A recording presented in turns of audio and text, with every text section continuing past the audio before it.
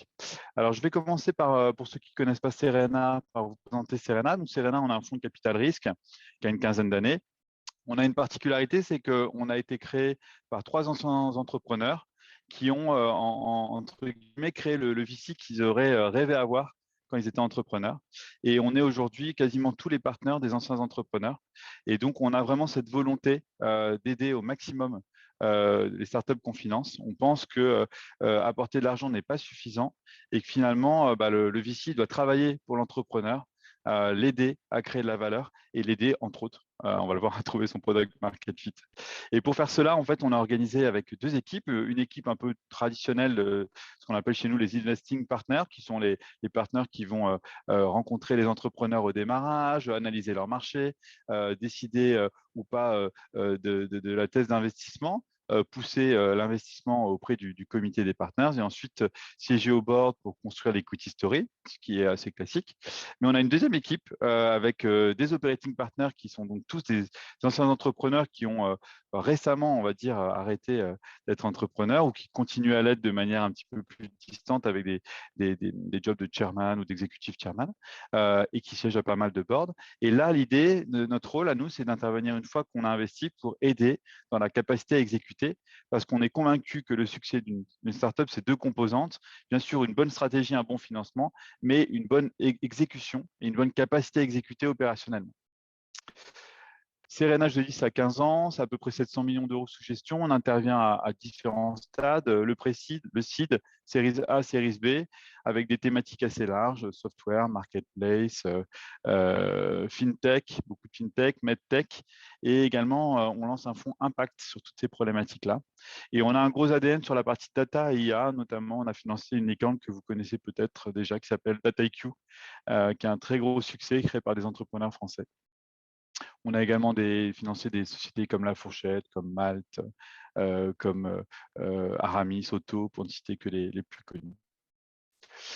Donc, comment on fait pour aider nos startups? On a tout un pool, je vous disais, d'entrepreneurs, d'anciens entrepreneurs dans l'équipe operating ou d'anciens C-level, dont je fais partie, mais il y a également David, qui lui est plus spécialisé sur tout ce qui est marketplace B2C, Pascal, qui notamment est spécialisé sur toutes les problématiques B2B, Émilie, qui elle est spécialisée sur toutes les problématiques RH et Orga, et on a 2 operating partners qui sont basés aux US pour aider nos startups à atterrir sur la côte Est et sur la côte Ouest. Nicolas, donc, fondateur d'Entropy, qui a été vendu à Salesforce, et Alexander Winter, qui lui a monté plusieurs startups et qui d'ailleurs en a remonté une récemment dans le domaine des objets connectés. On fournit toute une bibliothèque de contenu. Aujourd'hui, je vais vous parler d'un sujet, mais sachez qu'au sein de ce qu'on appelle la squad, on développe beaucoup de contenu de ce type-là qu'on met à disposition de notre portefeuille. Tiens, j'ai cliqué. Hop. On intervient également sur une logique de communauté où il y a du partage d'expérience entre l'ensemble de squaders. On a à peu près maintenant 500 squaders dans notre portefeuille et on anime finalement des rencontres et des échanges entre eux. Tout un pool d'experts quand on n'a pas le temps ou qu'il y a un sujet à diguer où il faut vraiment être pendant quelques semaines quasiment à temps plein ou à temps partiel, on va mandater des experts pour aider les sociétés du portefeuille. Et puis, on a tout un pool de partenaires avec des perks que j'imagine vous avez peut-être en partie au sein de l'incubateur avec des grosses Google, Salesforce, HubSpot et autres. Et un élément clé pour nous, c'est d'également accompagner dans l'organisation et dans le recrutement. Donc là, on a une équipe de 2 personnes en interne qui aident sur tous les sujets de talent et de recrutement et de compléter les équipes de C-level au-delà des fondateurs. Dernier point qu'on nous demande souvent, c'est quoi le stack technique et c'est quoi les outils clés. Donc, comme on avait sans cesse la question, on a mis en place une base de données qui permet, avec un système de moteur de recherche, d'aller chercher les bons outils. Voilà pour la petite page d'introduction autour de Serena. On va rentrer dans le cœur du sujet, qui est le Product Market Fit. Alors, le Product Market Fit, c'est un concept, pour ceux qui n'ont pas déjà entendu, qui est très populaire au sein des VC notamment. Ça a été créé d'ailleurs par des VC, par le cofondateur de Benchmark Capital, qui a notamment financé des sociétés comme Snapchat, Uber, Twitter, eBay, et qui a été repris également par Mark Andreessen, qui, vous savez, est l'un des pionniers du web, qui a créé les premiers navigateurs Mosaic et Netscape, et qui ensuite a créé le fonds Andreessen Horowitz, qui est un acteur majeur aux US. Et donc, si on essaie de le résumer en une phrase, ce qui est toujours compliqué, mais on va en plus de détails, on pourrait dire que c'est l'adéquation parfaite entre un produit et son marché, c'est-à-dire qu'on a une sorte d'évidence d'achat pour les clients qui finalement, entre guillemets, attendaient que votre produit sorte. Quelque part, vous répondez à un pain point tellement énorme que finalement, quand le produit est là, pour eux, il n'y a pas de sujet et ils vont précipiter dessus. Ça, c'est un peu la conclusion de l'histoire, mais on arrive assez rarement directement à atteindre ce stade-là.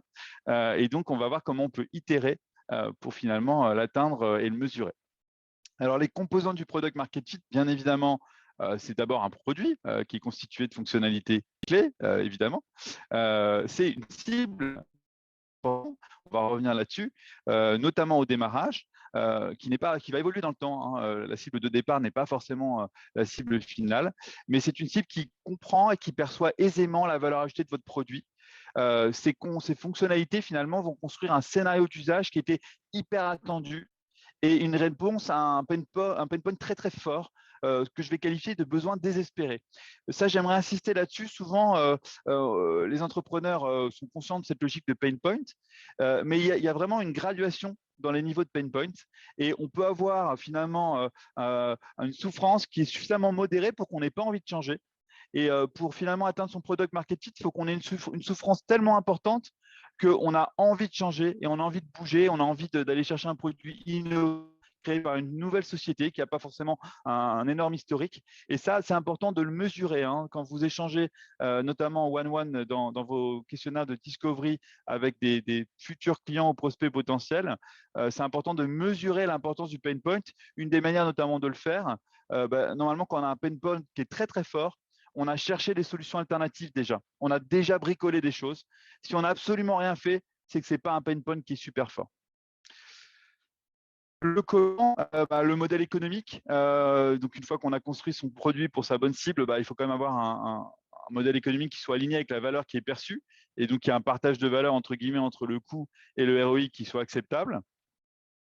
Et puis, le résultat, et j'insiste bien, c'est le résultat du product market fit.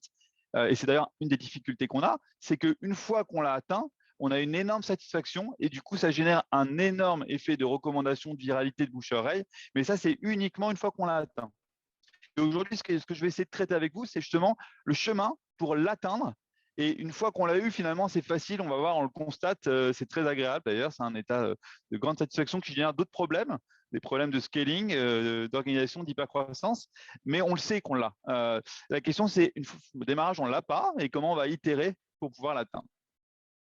Et donc, effectivement, la résultante, vous le savez, vous avez sûrement entendu parler du Net Promoter Score. C'est la différence entre les promoteurs et les détracteurs à la question de quelle serait la probabilité de recommander le produit ou le service.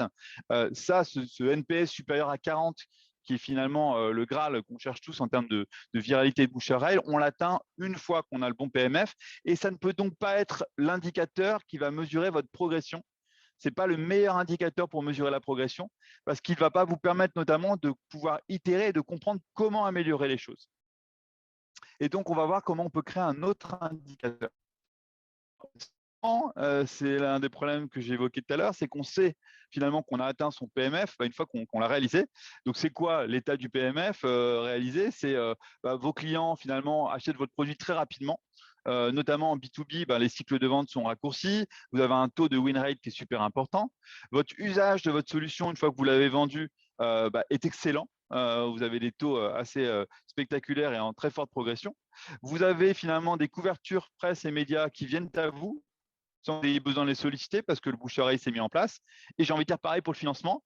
Souvent, vos tours de table sont anticipés avant même que vous ayez besoin de les faire parce que votre produit est suffisamment populaire pour avoir fait le tour des différents VC.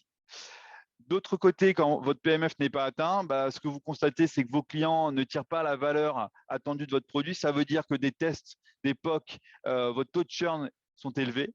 Le NPS n'est pas élevé, il n'y a pas beaucoup de bouche à oreille. Vous avez du mal à voir dans les médias et sur Internet.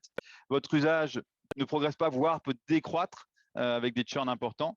Votre cycle de vente est long, laborieux et vous avez un grand nombre d'opportunités qui ne closent pas. Et du coup, souvent, le corollaire, c'est que lever de l'argent est compliqué. Donc ça, c'est la résultante. Mais ce qu'on va voir aujourd'hui, c'est comment on peut mesurer et construire la progression vers ce fameux PMF. Ce que je disais, c'est que ce n'est pas évident de le savoir, effectivement. On sait qu'on doit itérer, on sait que c'est un long chemin, on sait que ça va prendre du temps, mais souvent, on manque de méthode et on ne sait pas comment on va allouer son temps, ses ressources, notamment au niveau de sa roadmap produit. L'idée, c'est de pouvoir finalement passer le moins de temps entre le démarrage et l'atteinte de cet état. J'ai des ressources et des contraintes de moyens et des ressources humaines. Comment j'alloue mes ressources? Et en fait, il y a une méthodologie dont je vais vous parler aujourd'hui qui va finalement permettre de sortir de cet état de dire que le PMF, c'est un art et ce n'est pas une science, que finalement, on le sait quand on l'a. On va regarder une méthodologie qui a été créée par le fondateur d'un client email qui s'appelle Superhuman, qui en était à sa deuxième boîte. Il avait créé une première boîte qu'il avait vendue à LinkedIn et qui finalement avait la chance d'avoir beaucoup de moyens, beaucoup de ressources de qualité au niveau produit et technique, et qui a mis finalement 2 ans pour arriver à un produit dont il n'était pas lui-même satisfait. Il sentait qu'il faisait du bêta, hein, c'était en mode bêta, ce n'était pas encore ouvert en full launch. Il sentait que ce n'était pas là. Et il voulait rationaliser ça tout en rassurant ses équipes et en leur donnant un cadre et une méthode pour finalement pouvoir s'améliorer et aller le chercher. C'est un marché humain qui est assez compliqué parce que vous avez beaucoup quand même d'acteurs sur un marché très mature. Et l'idée, c'était de construire un produit en ce qui concerne Superhuman, je ne sais pas si certains le connaissent, qui est non pas le énième client email, mais qui vraiment crée une disruption très forte. Et on va voir comment il a trouvé sa proposition de valeur et comment il l'a construit. Alors, ça passe par une méthode en 4 questions. Et on va voir à quoi sert chacune des questions. La question clé, qu'il va falloir poser régulièrement, tous les mois, tous les trimestres, tous les ans, qui va cibler, alors ça j'insiste, c'est vraiment important dans la méthode. Il ne faut pas reposer la question aux mêmes utilisateurs, il faut poser la question aux nouveaux utilisateurs qui ont utilisé un certain nombre de fois le produit, au moins par exemple 2 fois, sur les X derniers jours. Alors ça dépend de la fréquence d'usage, les 15 derniers jours, le dernier mois.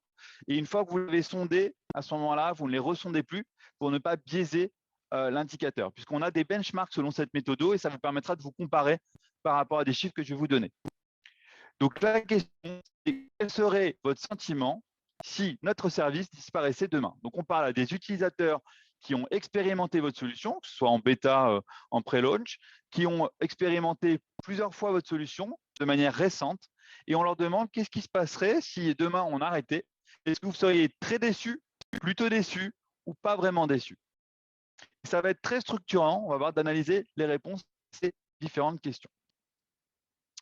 Le benchmark et l'indicateur clé, c'est ce qu'on appelle le PMF score, qui est le KPI essentiel, c'est le pourcentage de très déçus. Et Sean Ellis, qui est un gros hacker très populaire aux US, qui a notamment aidé, vous savez, pas mal de startups clés comme Dropbox à leur démarrage, a fait un panel de benchmark qui permet d'avoir un indicateur qui est le seuil des 40%. À partir du moment où vous avez atteint 40% ou plus de répondants qui disent moi, je serais très déçu si le produit disparaissait, vous êtes alors en situation d'avoir atteint votre PMF. Et ce qui est très intéressant, du coup, c'est que vous allez avoir une base de démarrage, un pourcentage de démarrage, et on va voir comment itérer pour pouvoir passer d'un 20%, qui n'est pas choquant pour démarrer, et ce qui était le chiffre d'ailleurs d'un Superhuman, vers un 40%. Alors, une des questions que vous allez probablement être amené à me poser, c'est mais il faut combien de réponses pour que ce soit significatif? C'est vraiment une question qui est toujours importante. L'idéal, c'est d'avoir une centaine de répondants, ce qui va marcher notamment pour du B2C ou du small B. Mais on sait que la méthode commence à être à peu près acceptable et à peu près fiable à partir d'une quarantaine de répondants.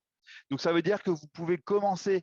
Alors, il ne faut pas attendre d'avoir 40 répondants pour le mettre en place, vous commencez dès le démarrage, mais vous commencerez à avoir des chiffres qui seront cohérents et analysables à partir d'une quarantaine de répondants.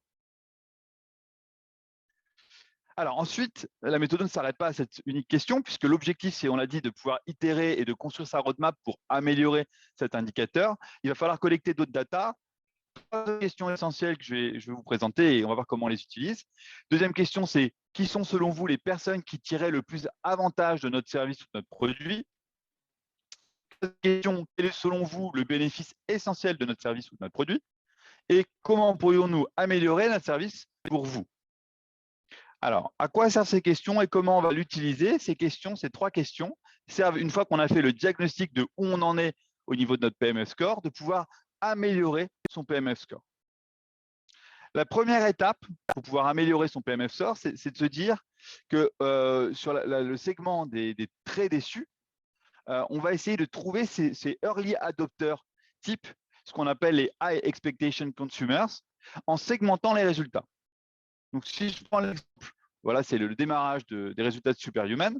Ils avaient 22% de très déçus, donc c'était une base relativement faible, sur l'ensemble de leurs répondants. Sauf que lorsqu'on communique au démarrage, on n'a pas uniquement son cœur de cible qui répond et qui utilise le service ou le produit. On peut avoir des curieux qui viennent voir, qui sont intéressés par la nouveauté, mais qui ne sont pas forcément dans le cœur de cible. Et on va essayer de raffiner finalement la cible en identifiant, déjà en qualifiant tous les répondants par rapport à leur persona. Donc, se dire, OK, bah là, dans le cas de Superhuman, je me rends compte que j'ai 4 grandes catégories de répondants, mes founders, mes managers, mes exécutifs, mes bizdev, mais j'avais également des customer success, des ingénieurs qui sont là, des sales. Et si on veut vraiment améliorer son PMF, on va déjà concentrer sur un nombre de personas limités qui sont mes personas clés. Là, en l'occurrence, pour Superhuman, leur ambition, c'était de se concentrer sur les fondateurs, les managers, les exécutifs, les bizdev. Et là, déjà, on passe de 22 à 32%. Ça veut dire qu'on connaît notre public de démarrage, on va construire le produit pour ces gens-là au démarrage afin de pouvoir avoir un effet de satisfaction et de viralité très fort sur un cœur de cible. Donc déjà, il faut segmenter ces résultats. Je répondais tout à l'heure à une question qui m'est souvent posée, c'est de dire, est-ce qu'en faisant ça, on ne va pas s'adresser à un marché qui est trop petit et à un marché trop restreint? On verra que ce n'est pas le cas et que vous avez intérêt à partir du plus étroit en étant ultra satisfait d'en élargir. Alors, le deuxième point, c'est comment on va exploiter finalement les verbatims de cette question 2. En fait, les fans, quand on leur pose la question sur quelles sont selon vous les personnes qui tiraient le plus avantage de notre service, en réalité, ils ne parlent pas des autres, ils vont parler d'eux-mêmes. Et ça va nous permettre de construire le profil type qui va faire parler du produit au démarrage. Ensuite, on l'élargira, mais au démarrage, quand vous créez une startup, vous ne pouvez pas plaire à tout le monde. Il faut concentrer ses efforts sur les personas qui ont le plus gros pain point et qui ont cette capacité à diffuser et à finalement partager la valeur de votre produit. C'est également hyper intéressant parce que ça va vous permettre de construire tout votre product marketing et globalement votre marketing en utilisant le vocabulaire qui est utilisé par vos fans. Donc, ça vous permet finalement de savoir quels sont les mots-clés, les éléments clés, les formules clés, au-delà de la roadmap, d'avoir des éléments de wording pour pouvoir les séduire, les convaincre et attirer des cousins, entre guillemets, de vos premiers fans. Alors, souvent, on me pose la question, je disais tout à l'heure, c'est est-ce que ce n'est pas un peu dangereux de faire ça parce qu'on va se concentrer sur un nombre très, très faible d'utilisateurs? En fait, la logique, c'est de commencer, et toutes les grandes startups et tous les grands succès qu'on connaît ont commencé par des early adopters qui sont en fait un petit nombre d'utilisateurs qui veulent énormément votre produit, qui ont un gros pain point, qui ont une urgence à le résoudre, qui vont du coup être extrêmement satisfaits et vont en parler au plus grand nombre, plutôt que de tenter dès le démarrage d'adresser un très grand nombre d'utilisateurs qui finalement souhaitent plutôt modérément votre produit et donc qui n'ont aucune urgence à résoudre leur pain point et qui donc du coup ne vont churner, vont assez peu en parler autour d'eux et ne vont pas être des bons ambassadeurs au démarrage. Bien sûr, ces early adopters ne seront pas suffisants pour votre stratégie de croissance et vous irez chercher des segments adjacents au-delà de ces early adopters, mais c'est eux qui vont au démarrage vous permettre de construire finalement votre succès. Alors, on va voir maintenant comment on va évoquer les autres segments dans le suite de la méthode. Alors, la deuxième étape, c'est de traiter qualitativement les réponses de la question 3, qui sont celles du principal bénéfice perçu, en les filtrant sur ce fameux segment des très déçus. Donc, on reste toujours sur les fans. On prend la question 3, qui est quel est le principal bénéfice que vous percevez, et on regarde ce que finalement ces fans attendent du produit. Dans l'exemple de Superhuman, on le fait sous forme de nuage de mots. On voit très clairement que ce qu'attendent les fans en termes de principal bénéfice, c'est la vitesse du produit, à la fois en termes de moteur de recherche, pour pouvoir avoir des raccourcis, pour pouvoir aller extrêmement vite dans la production des réponses avec des messages types qui sont enregistrés, etc. Et donc, on va, dans notre roadmap, on va voir continuer à capitaliser sur ses attentes, car une des erreurs à ne pas faire quand on se lance, c'est de se dire, bah, OK, mes early adopters, ils sont contents, je vais mettre toute mon énergie finalement à aller chercher d'autres segments. Non, il faut d'une part continuer à satisfaire et être toujours meilleur et garder son avance sur ce qui fait notre différence et ce qui plaît à nos early adopters. Et on verra, une autre partie de notre roadmap sera dédiée à aller chercher d'autres populations et d'en faire des early adopters. Alors, un élément clé et l'erreur à éviter au démarrage, et j'insiste là-dessus, c'est de vouloir plaire à tout le monde. Et la méthode, elle est hyper bien faite parce que ce qu'elle dit, qui est radical, c'est de dire que toutes les personnes qui disent « je ne suis pas déçu si le service ou le produit s'arrête demain », on ne va pas les traiter. Ils sont trop éloignés de notre produit. Il y a un effort trop important à produire.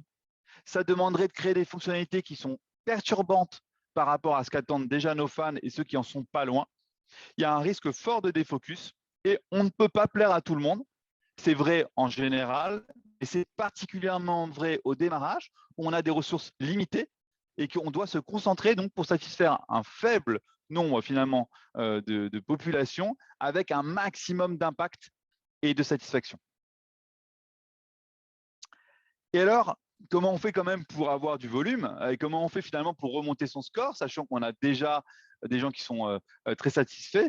On va aller chercher ce ventre mou des plutôt déçus et c'est ceux-là qu'on pense qu'on va pouvoir repêcher et qu'on va pouvoir espérer pouvoir finalement en faire des fans avec une méthode aussi qui est bien faite, c'est de regarder plutôt déçus ceux qui, dans la question du principal bénéfice, ont un principal bénéfice aligné avec celui qui est déjà perçu par vos fans. Pourquoi? Parce que sinon, vous risquez une nouvelle fois d'avoir un risque de défocus de votre roadmap. Vous risquez de couvrir et courir des lièvres qui ne sont pas forcément les mêmes et donc avec une énergie et des moyens limités, vous risquez de ne pas être efficient. Donc l'idée, c'est que vous regardez le segment des plutôt déçus qui finalement sont intermédiaires et qu'on pense pouvoir aller repêcher. On filtre uniquement ceux qui ont un principal bénéfice qui est proche de ceux des fans. Donc, en l'occurrence, si je prends l'exemple de Superhuman, on est sur le critère de la vitesse et on regarde à la question 4 ce qu'ils attendent en termes d'amélioration pour finalement pouvoir être plus satisfaits. Et là, en l'occurrence, vous voyez le nuage de mots. À cette époque, Superhuman n'avait pas d'application mobile et donc c'était essentiel pour ces plutôt déçus qui avaient un objectif de vitesse d'avoir une app, ce qui est assez cohérent. Et donc, du coup, dans la roadmap, on accepte de pouvoir mettre de l'énergie et des moyens sur cette partie-là. Donc, en conclusion, on va le voir, on va donc avoir finalement une roadmap qui va être scindée en deux catégories. Je vais accepter de mettre la moitié de mes efforts de développement sur améliorer ce que mes fans adorent déjà, mes fans étant ceux qui sont une nouvelle fois très déçus si le service s'arrête et qui sont dans mes personas clés. Et je vais mettre 50% de mon énergie pour essayer de résoudre ce qui empêche finalement les clients moyens, mais qui ont le même principal bénéfice attendu que les fans, donc qui ont le même usage que mes fans, à devenir des fans. Et donc, si je fais ça, normalement, je vais maintenir mon avance et ma satisfaction de mes fans par rapport à la concurrence. Je ne vais pas me faire rattraper parce que j'ai innové et j'ai pris une certaine avance, mais on est dans un monde qui bouge très vite, vous le savez, et vos concurrents vont pouvoir vous copier. Donc, en laissant des efforts pour continuer à renforcer votre principal bénéfice, vous maintenez votre satisfaction et votre avance auprès de vos fans et vous développez votre bouche à oreille. Mais également, on va élargir notre assiette finalement de fans pour pouvoir avoir un PMF score qui remonte et qui passe de 22 à 30, à 35, à 40. Et on va itérer de cette manière, de manière mensuelle ou trimestrielle, pour pouvoir corriger sa roadmap de manière hyper réactive pour pouvoir aller chercher cette progression. Voilà ce que je disais, donc double intérêt, maintenir son avance sur la concurrence et augmenter le pourcentage de fans et donc forcément son PMF score. Alors, pour conclure, avant de prendre vos questions, je voulais vous donner l'exemple d'une scale-up que vous connaissez et qui fait les gros titres cette semaine, puisque c'est une nouvelle licorne française qui s'appelle Encore Store, qui met en relation les marques indépendantes avec les retailers, et qui est une marketplace qui permet aux retailers d'aller se sourcer des produits innovants auprès de DNVB notamment. Donc, moi, j'ai la chance de connaître Nicolas Cohen, qui est un ancien operating partner de Serena et qui a expérimenté cette méthode et a eu la gentillesse de venir partager un certain nombre de résultats qu'il a pu expérimenter avec cette méthode. Donc, dès le démarrage, dès la création d'Encore Store, ils ont mis en place cette pratique de sonder avec ces 4 questions. Et ce que vous voyez, c'est qu'au moment du lancement, les résultats, alors je ne vais pas vous donner le chiffre, mais ils étaient en dessous des 40%. Et donc, à cette époque-là, la problématique, c'est qu'un commerçant qui voulait passer commande sur la marketplace Encore Store devait avoir un minimum d'achat autour des 250 € et devait avoir un minimum à 800 € pour avoir les frais de livraison qui étaient offerts. Et à ce moment-là, quand on posait la question sur le principal intérêt, il disait c'est sympa de trouver des marques nouvelles pour mon commerce. Qu'est-ce que vous aimeriez qu'on améliore? Les conditions d'achat qui sont trop élevées. De manière itérative, ce qu'a fait Encore Store, c'est qu'ils ont modifié leurs conditions et ils ont mis en place ce qu'on appelle un franco, donc c'est les frais de livraison offerts à partir de 300 €, 300 € étant un seuil d'achat multimarque. Donc, ce n'est plus un seuil par marque, mais c'est pour l'ensemble de la commande.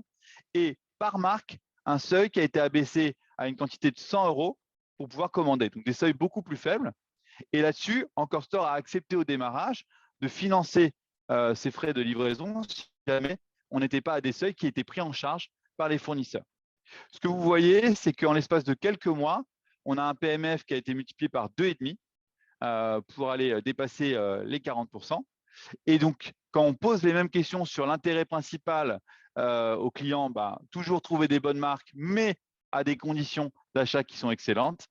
Et la demande d'amélioration, une fois qu'on a dit ça, c'était d'augmenter le nombre de marques et d'augmenter à la profondeur. Et là, on voit très clairement avec ces réponses à la fois qualitatives et quantitatives que Encore Store a atteint son PMF.